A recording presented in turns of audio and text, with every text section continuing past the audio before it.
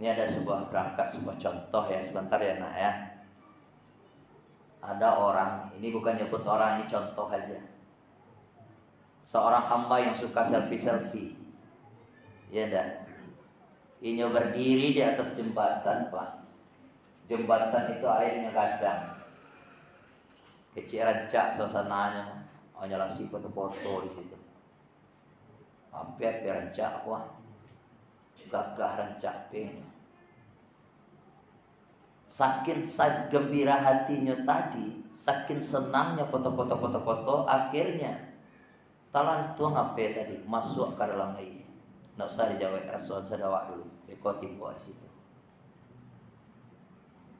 Berangkat dari cerita tadi kaum muslimin rahimakumullah. Apa pelajaran yang kita ambil dari sebuah kisah yang singkat ini? Merata di antara kita, ndak pandang orang, ndak sebut status, ndak sebut siapalah, ke individu kita saja larinya masing-masing. Banyak kita yang terjadi hal seperti itu. Ndak pandang ustaz, ndak pandang buya.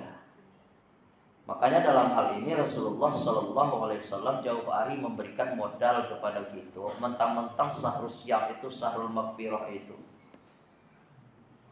datang memberikan pertolongan yang begitu besar kepada kita, kita pun tidak boleh lepas dari yang namanya ud'u ilallah. Itu saya jatuh kita yang pertama lah. Kita sampai ke sini pun butuh doa bunda. Mohon maaf, Allahumma rabbi shrah li sadri wa yassir li amri wahlul 'uqdatam min lisani yafqahu qawli. Kita butuh doa di sini sebagai senjata orang-orang mukmin. Kan itu yang disampaikan Rasulullah. Senjata kita kalau ya ingin mengarungi kehidupan yang penuh fantasi, doa ini nggak pernah kita tinggalkan di mana saja. Mau doa bersama, masih dipermasalahkan itu. Dan mau bersama-sama doa, mau seorang-seorang, mau sendiri-sendiri, yang penting kita minta. Kalau tidak, kata Allah, kata salah seorang ulama kita dalam kitab Al-Hikam, hamba yang tidak pernah mempergunakan ada dua tangan, tidak pernah mengangkat, punya jidat, tidak pernah sujud, punya muka, tidak pernah kena wudhu, punya fisik mulai dari rambut sampai ke bawah sampai ke kaki, tidak pernah dilangkahkan kaki ini menuju musala masjid. Fahuwa al-mutakabbiru haqqan. Inilah hamba Allah yang paling sombong. Hamba Allah yang paling sombong. Jadi kita butuh doa. Setidak-tidaknya doa kita di syahrul siam ini, Allahumma ya muqallibal qulub, ya Allah ya Tuhanku. Kalau bersama tuh, Allahumma ya muqallibal qulub, sabbit qulubana, tetapkan diriku ya Allah, tetapkan diri kami ya Allah, ala dinika, atas agamamu ya Allah, wa ala ta'atika. Nah, untuk taat ini diminta taat. Kan ibu bapak bisa perhatikan tuh, baru masuk malam pertama semangatnya kaum muslimin minta ampun. Itu nak kemana pun pergi, penuh masjid musala, penuh dengan amalan-amalan kebaikan. Tapi menjelang pertengahan sampai habis Ramadan, kurang amal awak. Itu nak kita takut ya. Betul nggak buat Pak? Aku nak kita minta, berarti awak nama curang, larikan ke diri awak. Kamu pun terus seperti itu. Siapa saja. Jadi apa amalan sunnah di samping kita melaksanakan yang diwajibkan oleh Allah Subhanahu wa taala, 5 waktu sehari semalam. Ya nak siang hari kita menahan diri dari segala sesuatu yang membuat kita haus dan lapar. Amalan yang harus kita lakukan adalah memperbanyak sedekah. Itu satu. Dan sedekah di sini ibunda, kakanda semua yang hadir, jangan kita bayangkan sekali wak bayar 100.000 ke contoh ala ada pipih mah dibayar 100.000 sekali atau sudah sindak selesai. Nah itu makasihnya dah.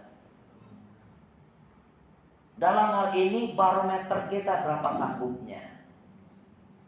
Misalnya kita targetkan dalam satu hari itu 5.000. Aku berpolitik dalam ibadahnya. Jadi jangan sangka kita berpolitik untuk dunia kita saja. Berpolitik dalam agama jauh lebih menguntungkan berpolitik kita di dalam bernegara. Kalau di negara awak kalah, mungkin awak kerugi ketika itu. Berpolitik kita dengan agama kita, pahala pun dapat awak. Contoh, kita punya uang 5.000. 5.000 ini kita targetkan dalam satu hari kita bersedekah pagi, siang, sore atau malam. Kita bagi 5.000. Nah, ini yang dimaksud memperbanyak, bukan dari segi bilangannya. Bagi kita yang ada tidak ada salah. Cuman banyak di sini, berpolitik di sini dalam setiap hari apa yang sudah kita tentukan, usahakan itu secara kontinu atau bagian dari doa tadi itu. Ta'atika, taat tadi itu. Sebuah aturan yang mendisiplinkan diri kita di dalam sahur siang ini. Itu yang pertama. Memperbanyak sedekah. Ya ada 8 satu itu pun. Insya Allah dalam waktu singkat kita baca semana tasabui bekoda. Itu yang pertama, kaum muslimin rahimahullah. Sedangkan yang kedua, memperbanyak diri kita untuk melantunkan ayat-ayat Allah atau kalimat-kalimat thayyibah. Tapi yang ditamakan di sini qiraatul Quran. Kenapa? Allah sampaikan di dalam sahur siang itu, di dalam bulan Ramadan itu berkah semuanya diturunkan. Al-Quran diturunkan bulan Ramadan. Maka salah satu keutamaan amal di bulan Ramadan itulah qiraatul Quran. Jadi ibu dan bapak, ada kendala-kendala kita tentang masalah qiraatul Quran, membaca kita tidak pandai. Itu bukan alasan lagi kalau zaman-zaman sekarang ini. Yang penting bagaimana hatinya, niatnya, kemauannya, keinginannya meningkatkan amal ibadahnya terletak pada diri kita masing-masing. Ini sudah 8 ya Pak ya? 9-8. Malam 8 sekarang. Malam 8. Setidak-tidaknya sudah 10 surat itu yang lalu. Intinya dalam hal ini jangan memperbanyak diri kita. Mohon maaf ya ibu bapak, bukan mengajari, tapi sama-sama kita merasakan yang selama ini menjadi sebuah kelemahan bagi kita. Sehingga dari lantaran kelemahan tadi, bagilah cari tahu kita diri kita serupa kasus yang kita sampaikan tadi. Yang kedua, qiraatul Quran. Allah Subhanahu wa ta'ala di dalam suratul Baqarah, surat yang kedua, di ayat-ayat masih yang pertama itu menyatakan jelas-jelas, kalau ingin kita menjadi hamba yang bertakwa, pegangannya Al-Quran. Kalau ingin kita mendapatkan sebuah keselamatan, pegangnya Al-Quran. Apalagi Al-Quran lah banyak terjemahan. Semua jenis, alhamdulillah kita sudah cek ibu dan bapak. Mulai dari masalah ilmu keilmuan kedokteran, ilmu kimia, geologi, biografi, apapun ada dalam Al-Quran. Sehat ada dalam Al-Quran. Bahkan semuanya pun ditambah oleh baginda Rasulullah kayak puasa. Kan ada juga sebagai kita yang ngeluh deh sakit deh puasa. Salah, mana ada orang sakit deh puasa. Tapi betul-betul dihayati. Malah kekuatan kita muncul di dalam bulan siang ini buat. Jadi di satu sisi Rasul sampaikan as-saumu tasihhu. Puasa itu menyehatkan bagi diri kita. Kok secara ilmu fisiknya aja ya, ilmu kedokteran mau tahap Allah kalau Pak ya. Biasa dakhatul hajjah. Ini cerita dikit ya. Dakhatul hajjah itu kan buang air besar kita namanya tuh. Dakhatul hajjah itu kadang-kadang kalau di bulan cari kita tidak tentuan ya. Tapi kalau di bulan ini bisa kita tentukan. Itu yang pertama. Kemudian kaum muslimin rahimakumullah, apalagi amalan yang utama kita harus kerjakan di dalam bulan suci Ramadan. Nah, ini tidak boleh kita tinggalkan. Yang ketiga, qiyamul lail. Qiyamul lail itu mendirikan amalan-amalan thayyibah di bulan Ramadan. Jadi mohon maaf banget, sesibuk apapun kita beralasankan kita untuk sholat tarawih, puasa, sedang kajian, rugi. Termasuk di situ tahajud, mendirikan tahajud di malam hari. Qiyamul lail terserah masing-masing, semua ada dalilnya. Ada yang 23, ada yang sampai. Yang penting dia sholat. Yang jadi bermasalah di sini orang yang tak sholat. Kemudian ibu dan bapak hadirin yang dirahmati Allah, dengan adanya sholat bertarawih, apa hikmah yang dapat kita ambil? Kok puasa yolah siang hari itu? Ya dapat setidak-tidaknya melatih diri kita baca rohnya, bisa berhemat kita di siang hari. Tapi di dalam masalah melaksanakan yang namanya qiyamul lail, salat tarawih berjamaah, secara tidak langsung, mohon maaf ya, secara tidak langsung kita menjalin silaturahmi. Nah, itulah fungsinya masjid dan musala. Ambil alam mau tidak sobok, misal contoh dengan saudara kita, dengan adanya kita tarawih, dengan adanya kita bersama dalam satu ikatan atap tempat kita sujud beribadah kepada Allah. Mesopo orang yang belum pernah kita temukan. Ini tambah jalur silaturahmi. Ini salah satu keuntungannya.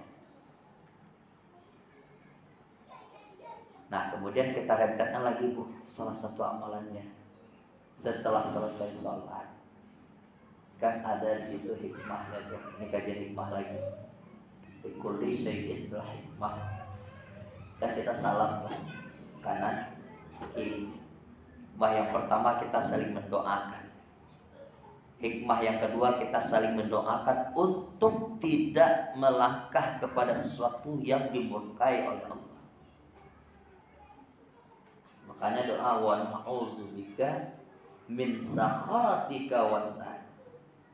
Hikmah yang ketiga, kalau ada, ini mohon maaf ya, kalau ada di antara kita yang selama ini baik di bulan Ramadan, apalagi jauh sebelum Ramadan sampai sekarang juga masih belum tegur sapa, putus silaturahminya, ayo ansu-ansu kita menghentikan.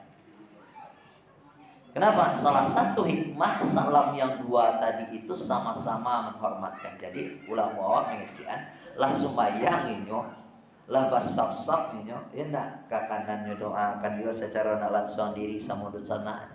Ke kiri pun juga seperti itu. Tapi ketahuan tiba di luar tidak juga tegur sapa, ini salah lagi. Jadi kalau ada juga di antara kita sebelum Ramadan belum bertegur sapa, lah sampai Ramadan kini tidak, ayo bersapuan. Ayo melalui di atas mimbar ini kita jalin kembali silaturahmi. Itu setan itu mah. Percayalah Bu, dia nggak bakal pernah tenang kepada diri kita. Ya Bu, namanya Bu kasih masing-masing kalau ada. Dalam hal ini termasuk imagination, pemikiran. Mulut yang gak terfilteri, tolong kita jaga. Terakhir, apa yang harus kita lakukan menjadi amal utama di bulan suci Ramadan ini? Menyegerakan berbuka dan memakai kalimat doa yang dituntun dalam syariat Islam. Jadi ketika pas hari ini Babu ini memang di situ kita dapat sunnahnya bukan di azan. Tapi apa cek kekicuh Ramadan ini khususnya. Mau pegang HP di situ ada aplikasi Al-Quran. Karena tidak bisa mau ke mama di mau selesai baca di mau 2 kali 5 menit jadi nak dapat 3 ayat sampai ayat. Nah jadi sabalun azan tuh membaca akhirnya azan senang baca awak. Tapi yang sunnahnya ketika hari ini Babu ini itu. Nah, apa hikmah yang kedua di dalam ini? Di dalam pelaksanaan detik-detik berbuka puasa ini, Ibunda, ada cari pahala yang lebih. Kalau bunda kan masing-masing kita itu kan banyak tabungan sebenarnya. Hanya kita yang luput dan disibuki dengan kegiatan kita masing-masing. Yang paling rancak, yang paling bagus di saat-saat itu adalah menyediakan makanan berbuka, mencari orang-orang fakir dan miskin. Makanya di zaman Khalifah Rasyidin, salah seorang khalifah itu sebelum berbuka dia daur dulu. Bukan ngabuburit. Kalau waktu banyak ngabuburit, itu enggak. Dia daur, keliling, dia cari orang-orang fakir miskin, diajak, kalau enggak langsung dia pergi. Itu teknisnya kembali kita masing-masing. Ini yang paling besar, yang paling hebat fadilah, menyisihkan sebagian perbukaan kita. Atau kalau tidak mungkin dibuat suatu masjid atau macam majlis, diajak berkumpul bersama dalam hal ini. Ketika detik-detik ibadah menjelang berbuka. Kenapa hari ini begitu agung ibunda yang nomor 4 ini? Awak salah kan puasa ya bu ya, Pak, yang umurnya yang sudah lebih 40, 50, 60. Apa sih kelebihan orang yang berpuasa ya? Nah, anak-anak Pak ada yang bisa jawab. Coba, apa kelebihan orang, keutamaan yang didapat oleh orang yang berpuasa ini?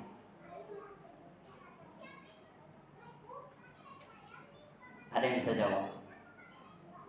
Tidak dimiliki oleh siapapun selain daripada orang yang berpuasa. Keistimewaan ada. Sebenarnya kita lah tahu, sebenarnya awak rasul.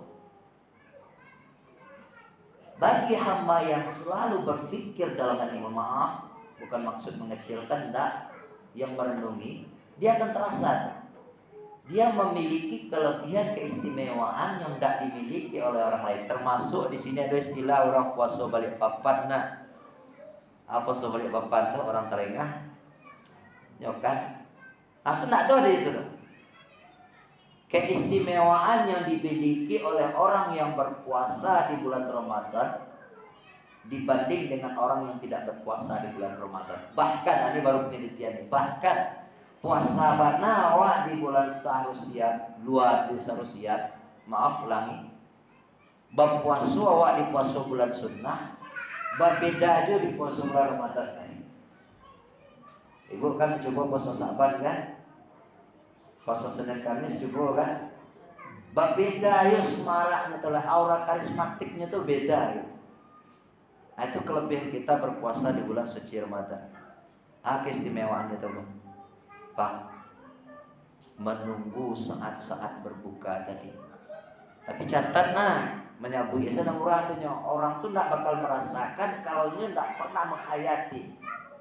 Jadi penuh dengan penghayatan dalam hal ini, poin keempat. Itulah ibu dan bapak hadirin yang dirahmati Allah. 4 poin ini, ketika seorang hamba tidak menjalankan betul-betul karena Allah, tidak penuh dengan keimanan, pertamanya tidak akan dapat fitur yang dijanjikan Allah. La'allakum kan janji Allah. Tidak akan dapat itu yang pertama. Yang kedua, kalau yang 4 poin ini tidak juga kita laksanakan, tidak juga kita berubah, tidak dapat doa hikmahnya dong. Persislah kita seperti orang yang kita gambarkan di cerita awal-awal tadi. Saya asik selfie, jatuh sampai ke bawah air, ada abar, seperti itulah kita.